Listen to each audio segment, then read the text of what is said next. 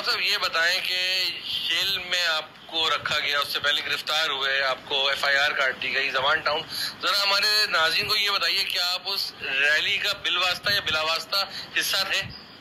نہ تو میں بالواسطہ حصہ تھا نہ بلا واسطہ حصہ تھا، کیونکہ مشاورتی کمیٹی کو الطاف بھائی نے 3-4 دن پہلے ہی ڈیزالو کر دیا تھا اس واقعے سے پہلے، تو اس سلسلے میں نہ تو ہماری کوئی میٹنگ ہونی تھی نہ ہوئی، لیکن اس کے باوجود بھی مجھے گرفتار کیا گیا صرف کسی کی فرمائش پر اور کسی کی فہمائش پر۔ میں سمجھتا ہوں کہ یہ ٹوٹلی ایک ایسی چیز ہے جسے ہم جبر کہہ سکتے ہیں، حالات کا جبر کہہ سکتے ہیں، حکومت وقت کا جبر کہہ سکتے ہیں، اور ان لوگوں کی فرمائش کا شاخسانہ کہہ سکتے ہیں جو لوگ حکومت کو اس وقت اپنی سپورٹ دے رہے ہیں یا اس سے کچھ حاصل کر رہے ہیں۔ آفتاب بھائی یہ بتائیں کہ آپ 25 سال کم و بیش ہماری معلومات کے مطابق بیرون ملک مقیم رہے، تو وہاں پہ آپ کیا کام کیا کرتے تھے؟ یہی سوشل ایکٹیویزم تھا یا کوئی جاب وغیرہ کرتے تھے؟ نہیں، میں جاب کرتا تھا اسٹیٹ بینک آف سعودیہ کہہ لیں، جس کو سعودی عربین مانیٹری ایجنسی کہتے ہیں۔ میں وہاں پہ ایڈمنسٹریٹو اسسٹنٹ تھا، اور اس کے بعد میں جب ریٹائر ہوا تو میں ایڈمنسٹریٹو کنسلٹنٹ تھا۔ اس کے بعد میں جب یہاں پاکستان آیا تو مجھے محسوس ہوا کہ یہاں پر ایک ایسا ماحول جاری ہے جسے آپ یہ کہہ سکتے ہیں کہ ایک بہت بڑے طبقے کو اپنی آواز سے محروم کیا جا رہا ہے، اور اپنی آواز کی محرومی کو بتانے کے لیے مختلف حربے استعمال کیے جا رہے ہیں۔ کبھی الطاف بھائی پر پابندی، کبھی MQM پر پابندی، کبھی ایک MQM کو انہوں نے اپنے طور پر اپنا لیا، کسی اڈاپٹ کر لیا، اور دوسری MQM کو راہ کا ایجنٹ قرار دے دیا۔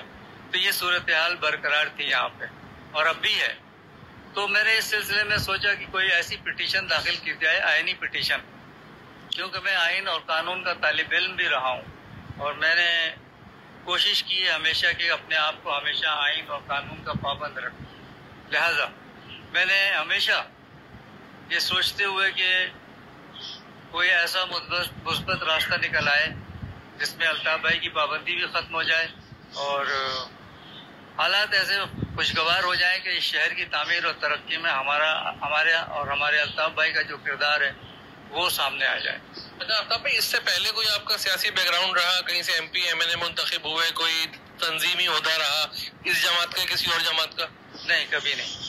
تو یہ ایک دم سے یکایک کیا آپ کو آ گیا ذہن میں کہ آپ نے الطاف حسین صاحب کے لیے ایک آئینی پٹیشن دائر کر دی؟ کیونکہ الطاف حسین سے جو لوگ مستفیض ہوتے رہے، جو لوگ ہم کہہ سکتے ہیں کہ الطاف حسین صاحب کے پسینے کی پیداوار ہے، ان کی محنت کا ثمر آج کھا رہے ہیں، جو دو پٹیوں کی چپلوں میں آئے تھے، جو KMC کے نلکوں سے پانی بھرتے تھے، منرل واٹر سے نہا رہے ہیں، تو آپ نے کوئی فائدہ لیا کچھ؟ تب کیا سوچی کہ الطاف حسین صاحب کے لیے آپ پٹیشن لگاتے؟ آپ کو یہ کہا کیسے تھا؟ آپ کو یہ بھی اندازہ ہونا چاہیے تھا کہ اس پٹیشن کو لگا کر آواز اٹھانے سے پہلے آپ اٹھ جائیں گے، اور آپ اٹھ گئے؟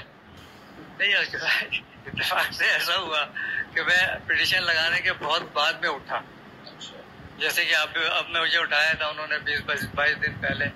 تو مجھے اس بات کا یقین تھا کہ جب پاکستان میں فوج ہماری امپارشل ہو جائے گی اور وہ سیاست میں حصہ نہیں لے گی، اور جیسا کہ میں نے دیکھا تھا کہ آج جنرل آصف منیر کے آنے کے بعد سیاست میں کافی تبدیلی آئی تھی اور وہ امپارشل ہونے کا اعلان کر رہے تھے، تو مجھے یقین تھا کہ جنرل آصف منیر، جن کے سینے میں قرآن ہے، پورا سینہ پورا قرآن سے بھرا ہوا ہے، حافظ قرآن ہے تو وہ اس سلسلے میں کوئی اچھا اور بہت ہی خوبصورت مستحسن قدم اٹھائیں گے، اور سیاست سے بالکل بھی الگ ہو کر کے جو لوگوں کی اکثریت جو چاہ رہی ہے اس کا ادراک کریں گے، اور ان تمام لوگوں کو وہاں کام کرنے کا موقع دیں گے، جہاں جیسے کراچی شہر میں الطاف حسین کے بعد بغیر کراچی شہر مکمل نہیں ہوتا۔ اگر کوئی یہ کہتا ہے کہ ہاں ہوتا ہے تو میں اس سے اتفاق نہیں کرتا۔ اسی لیے میں جانتا ہوں کہ الطاف حسین نے جتنا بھی اس شہر کو دیا ہے، جو کچھ بھی اس شہر کو دیا ہے، وہ الطاف حسین نے دیا، چاہے کسی بھی صورت، اور کوئی اور نہیں دے سکتا۔